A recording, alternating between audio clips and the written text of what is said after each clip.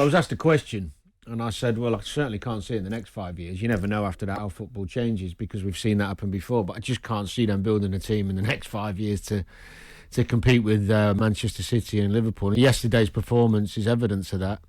I think the problem is that people talk about this. I mean, they use the word culture. We're all guilty of using it. But ultimately, what's missing is obviously an intense work ethic at the club, because a true leader brings in this intensity around the training ground and this discipline every day that creates winning football. Yeah. And when you've got really good players who work really hard, like you see Liverpool and City do, you get better results. Manchester United have got really good players. The team balance is wrong, but they don't work hard enough. But the genesis of that is ultimately and undeniably the manager. That's exactly my point. Took from where Brendan took them to where they are now is unrecognisable. Right, Brendan departs at the beginning of 2015. Klopp comes in and changes. He loses the first couple of finals and gets himself in a situation where people are beginning to question his credibility. But the team is building underneath it, and you can see the momentum building underneath it. Guardiola comes in. He's got a much more stable base because they'd been winning things previously under Mancini and whoever else and Pellegrini. But the bottom line is that he changes the dynamic because he is the catalyst. Now, Ranić, for me, I thought was going to be a catalyst. I thought he was going to take no nonsense. There was going to be some casualties along the way. There was going to be a drag and lag effect in terms of people going to take some time to catch up with his mentality. But it seems to be going the other way right now. Now, moments in time, I still think they'll get past Atletico. Irrespective of whether they were lucky we could go in Spain or not, they've gotten a draw. They'll get through, I think, and I think they'll go deeper into the Champions League and maybe paper over some of the cracks. But everything Danny says, it's not difficult. People make it into something difficult. It's about definite leadership, understanding what you need to do, getting good players around you, and communicating properly with them. But that's how much science is behind it. Was it not a similar kind of mess when Mourinho was there? Well, yeah, it's a good point you make, because what you're saying is somebody who's been proven to go in and create that discipline intensity. Exactly. Other clubs couldn't do it. So that's a big problem. But he did. Let's pare that back for a second. He did go in there. He won the League Cup. Trophies, he won the UEFA Cup, right? Yeah. He put them second in the league. He made them competitive, and then he had a turn, right? Because he couldn't get what he wanted. And the football wasn't conducive to what the fans wanted. Well, maybe, but they'll perhaps take that kind of football with some degree of commitment behind it, rather than some of the tosh we saw in the second half yesterday.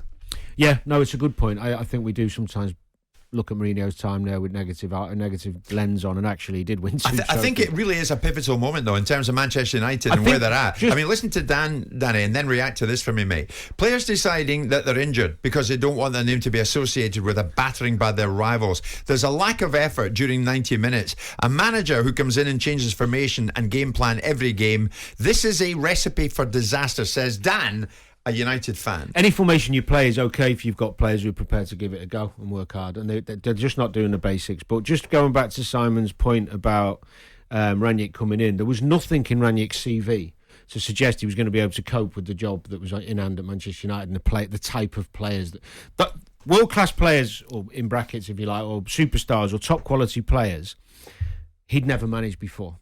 So that was new to him, and you can see the problems he's had with it already. He's having major problems with that. He'd also not managed a team that was expecting to win football matches and play a certain way. Not had that pressure. Yeah. So he's learning on the job. It was a recipe for disaster. But as Simon's now coming around to my way of thinking, they're getting worse. And that's the first team, City, first team they've played who've got any real quality. Right. The fixture list when he came in was kind. Hence the fact his numbers and his points tally was all right on paper.